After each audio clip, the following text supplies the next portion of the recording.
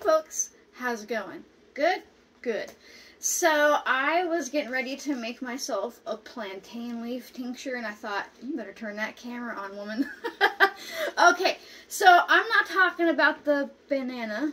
Almost couldn't say the word banana, but I'm not talking about, you know, the plantain from the store that you fry up and is super tasty.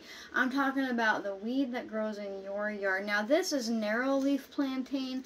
You likely have the one that's rounder, but plantain is plantain is plantain. You can use narrow leaf, you can use normal, you can use the giant plantain. Anything that's in the plantain family will do. And you'll always notice that you can kind of get these little strings to separate.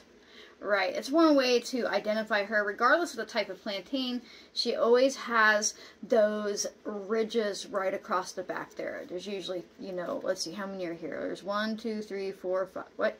3? 5. In other numbers, there's usually 5 ridges regardless of the variety, and it's just really easy to tear along the ridge line, right? So any plantain will do.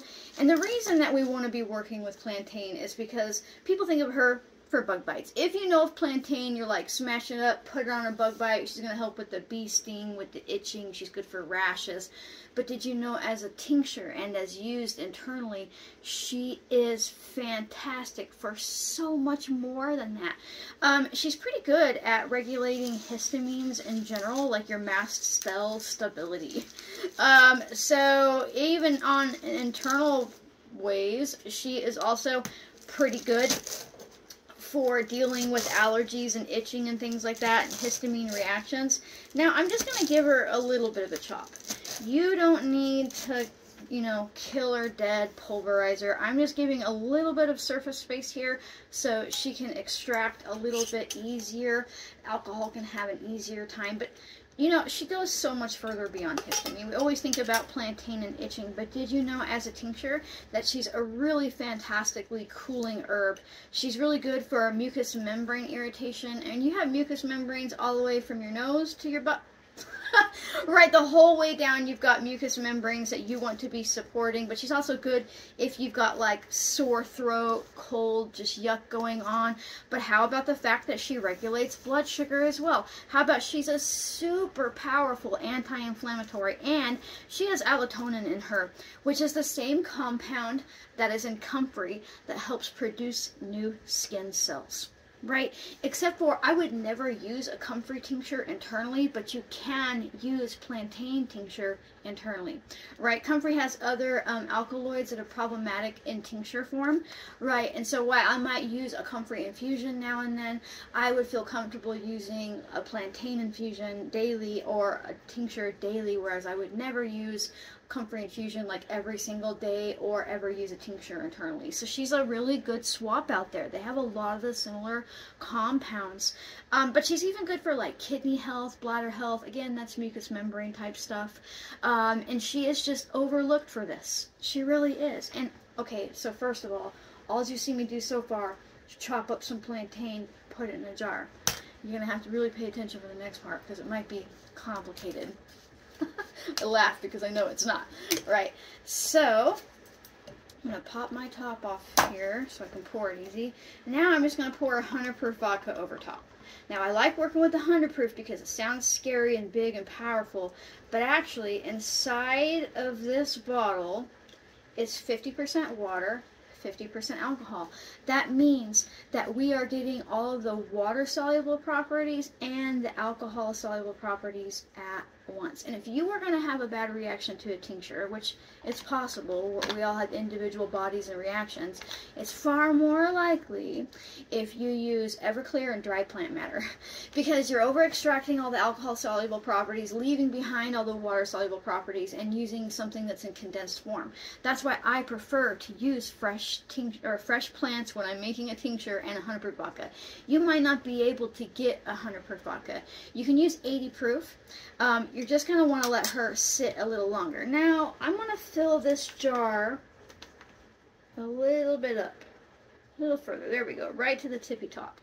Because I don't want to leave very much oxygen in this jar, because oxygen creates oxidation. think about when you like take a bite of an apple, leave it somewhere, turns brown. Well, it's turning brown because it's kind of rusting. You've broken the cellular structure of that apple, and then you sat it, and then oxygen was able to get up against those broken cells, and it oxidized.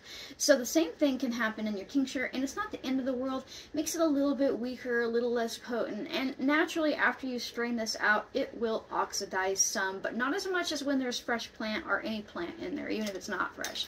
So I fill it up to the top, cap it good, and I'm going to let this sit for 6 to 8 weeks. If you are going to use 80 proof, go like 10 to 12 weeks, right? I even have a video here somewhere, I'll link it up here, or it'll pop up at some point, where you can turn Everclear into 100 proof vodka. If you already have Everclear, right, you can just do a little bit of math and make your own 100 proof. And that's really it. So I'm just going to let this sit, and I'm going to write on it what it is, because you will forget. Usually I have little labels that I put on there, but I need to print some out. So I'm just going to write plantain leaf and the date. And the date is, yes, it's 2nd. The time of recording. I don't know what the date is now when you're watching it.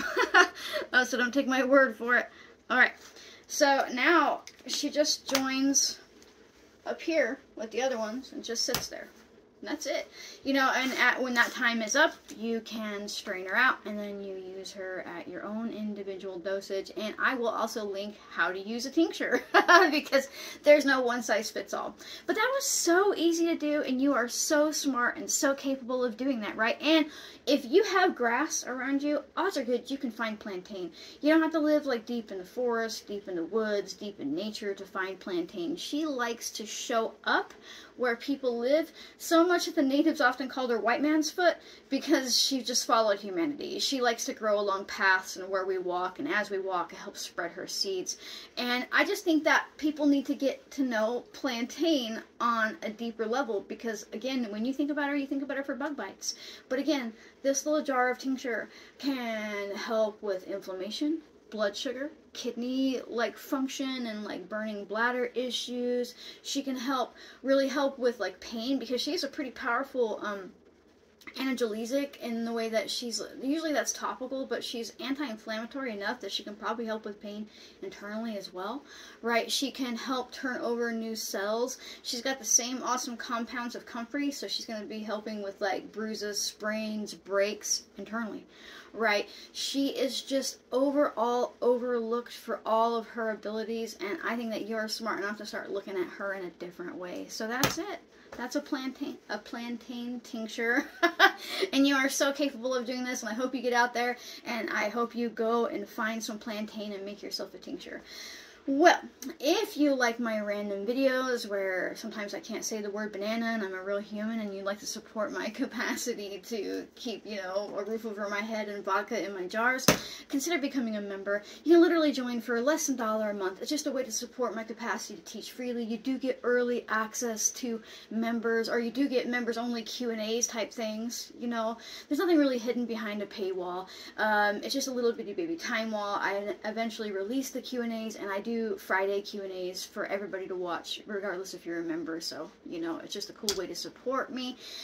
If you can't do that, or even if you can, make sure that you like, comment, subscribe, turn on notifications, and share. Sharing is super important because it helps other people realize that they are smart enough to do this too, and it tells the algorithm that I'm a pretty cool person. So, thanks so much for watching, folks, and I'll see you next time. Bye!